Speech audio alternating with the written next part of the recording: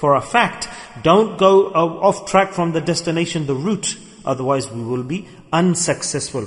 But the problem is, the sad scenario is that to take hold of the route and get to the destination, we have tried to take hold of other routes. We haven't implemented the route of Atiullah wa Atiur Rasul. We go on other paths and routes and we don't get there.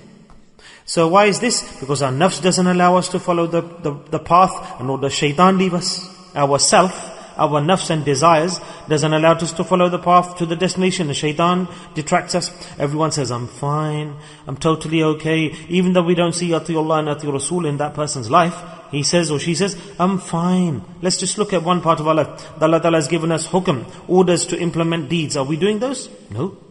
No. Those actions that Allah Ta'ala has told us to refrain from, have we refrained? No. So how can I be successful?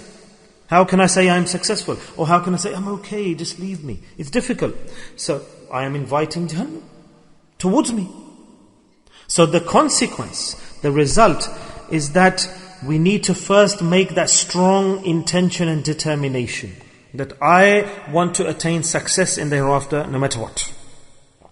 And I want to make my life a total reflection of Atiullah wa Atiur Rasul. How can I make myself follow Allah's orders and Rasulullah's orders and ways? And there's one way. And what is that tariqah? What is that method? That method is Allah Ta'ala's love. Allah Ta'ala's love. Very simple. Whose love? Allah Subhanahu wa Ta'ala. Now how do we get Allah's love?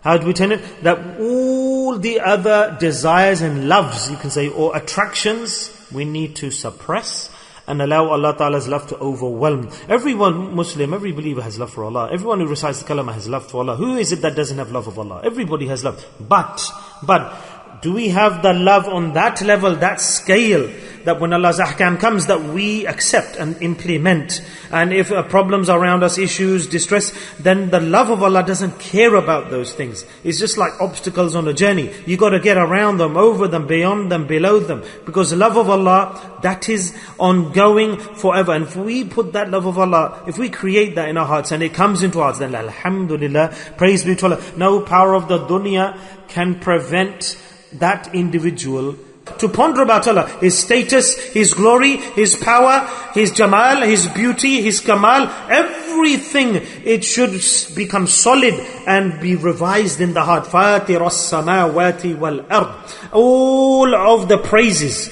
to Allah, all of the glory of Allah, all of the strength and the power of Allah, it should descend into our heart and become solid and robust and strengthened. And this is called dhikr of Allah, remembrance of Allah. Remember, not just, dhikr is something else and we just come, Allah, Allah. No, Allah subhanahu wa ta'ala, His name, this is the ism, this is Allah's name. But where do we have to reach? We have to reach to Allah Ta'ala's depth of recognition of Allah. All of Allah Ta'ala's greatness, His azmat, His power, His glory, all of His qualities and attributes. Everything should strongly descend into our heart, properly, clear. And when it descends, then will love increase or not? To ask you the question. So first point we learn from this verse is du'as and points. That all of my success is given a chore. That all of the success of my life, Hazrat Yusuf is saying, that was on these 4 points. Listen, the dhikr of Allah, tawakkul Allah, reliance on Allah, and to ask Allah for the goodness in the hereafter, that I can die successfully and have success at the time of death.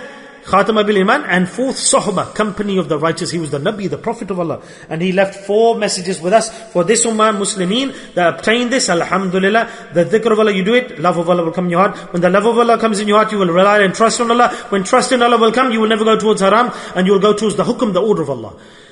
And the Allah Ta'ala's hukm, you will never go against it. When you get these 3 things, then your maut, the whole world will bear witness and testify that he died a beautiful, nice death. The people in the heavens will see.